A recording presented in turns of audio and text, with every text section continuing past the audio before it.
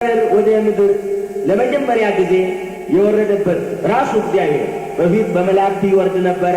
በመላእክት በብዙ ቦታዎች ታይቷል። በመላእክት በኩል ግን አሁን ዛሬ ራሱ እግዚአብሔር ይመስገን በሙሴ ዘመን እግዚአብሔር ወርዶ አንድ ትልቅ ቃል ተናገረ። የተናገረውን እናነባለን። እንደዚህ ያለ እግዚአብሔርን ቃል ሁሉ እንዲህ ብሎ ተናገረ። አሜን። አሁን የተናገረውን ነው ማመን ያለብን። እንዲህ ብሎ ተናገረ። ምዕራፍ 20 ከቁጥር 1 ጀምሮ ከግብፅ ምድር ከባርነት ቤት ያወጣሁ እግዚአብሔር አምላክህ እኔ ነኝ አለ። ከእኔ በቀር ሌሎች አማልክት አይሁንልህ። አንደኛ ስማ እስራኤል ሆይ ስማ፣ ከእኔ በቀር ሌሎች አማልክት አይሁንልህ አለ። በላይ በሰማይ ካለው በታችም በምድር ካለው ከምድርም በታች በውሃ ካለው ነገር የማንኛውን ምሳሌ የተቀረጸውን ምስል ለአንተ አታድርግ። አሜን በሉ። አታድርጉ። ሃሌሉያ። አታድርግ አለ ራሱ እግዚአብሔር። አሜን ይባረክ። አትስገድላቸው። አሜን በሉ። አትስገድላቸው። አሜን። አታምልካቸው። አሜን። ከእናንተ ይጠበቃል። በሚጠሉን አይደል፣ በሚጠሉኝ እስከ 3ኛና እስከ 4ኛ ትውልድ ድረስ የአባቶችን ኃጢአት በልጆች ላይ የማመጣ ለሚወዱኝ፣ አሜን በሉ፣ ትእዛዜን ለሚጠብቁ። ምንድነው ትእዛዙ? ከኔ በቀር ሌላ አምላክ፣ ሁላችሁ ከኔ በቀር ሌላ አምላክ አታምልክ የሚለው ነው ትእዛዙ። የእግዚአብሔር ትእዛዝ ዋናው ከኔ በቀር ሌላ አምላክ የለም ነው ዋናው ትእዛዙ። እግዚአብሔር ይመስገን። ሃሌሉያ። የአባቶችን ኃጢአት በልጆች ላይ የማመጣ ለሚወዱኝ ትእዛዜን ለሚጠብቁ እስከ 1000 ትውልድ ድረስ። አሜን አሜን አሜን አሜን አሜን።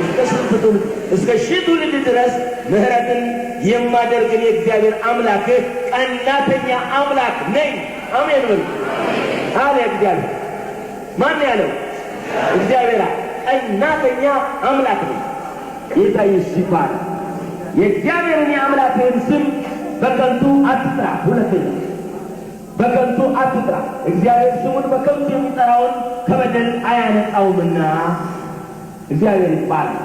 የመጀመሪያ ትእዛዙ ይሄ ነው። ስለዚህም ነው ሙሴ ሲናገር ምንድን ያለው? በዘዳግም ምዕራፍ 6 ላይ ትልቅ ቃል ሲናገር እንደዚህ ያለ፣ አንተ ልጅህም የልጅ ልጅህም። አሜን።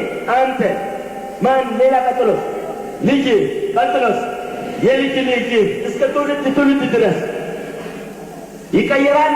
ትእዛዙ አይቀየርም። አንተ ዛሬ፣ ነገ ደግሞ ልጅ፣ ከነገ ወዲያ የልጅህ ልጅ ይቀየራል። አይቀየርም? አይቀየርም። በሁላችሁ አፍ ያለ ትምህርታችን ዶክትሪናችን ያለ። ሃሌሉያ።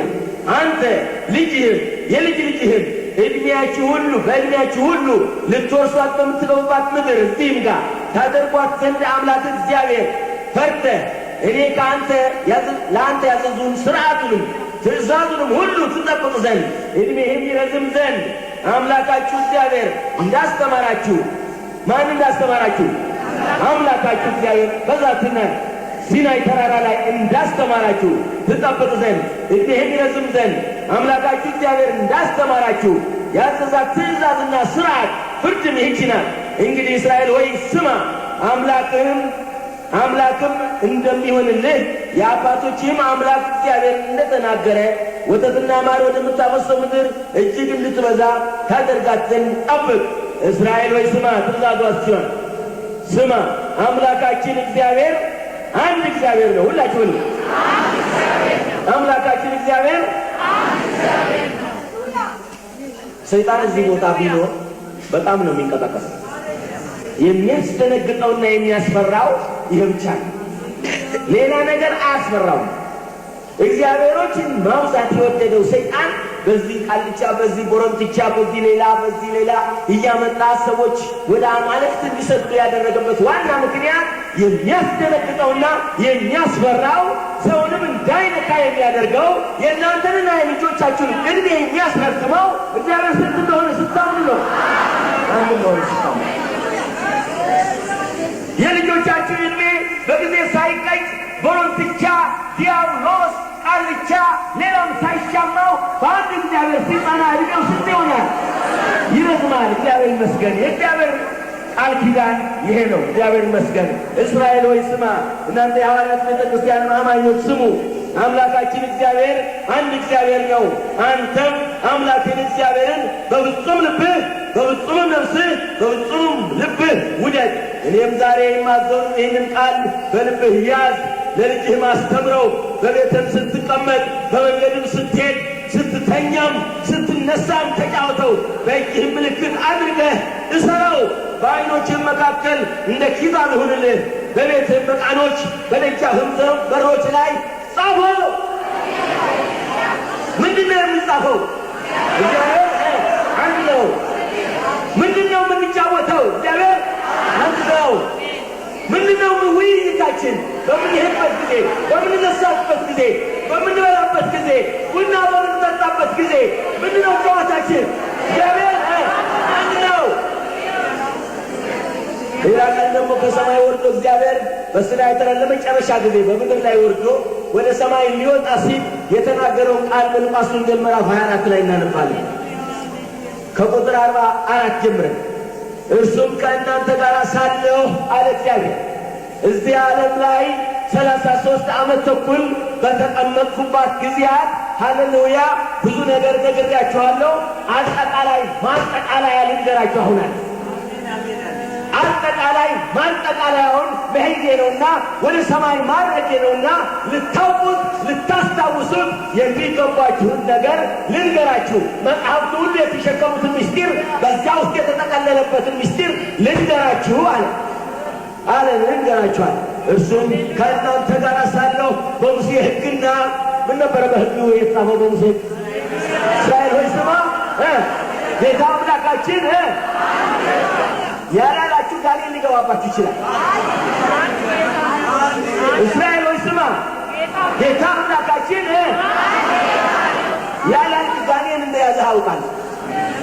ምክንያቱም እችን አይወድም፣ እድሜህም ያጥራል፣ አትረባም፣ አትጠቀምም፣ አትቀጥልም። ጋኔን ነፍሰ ገዳይ ነው።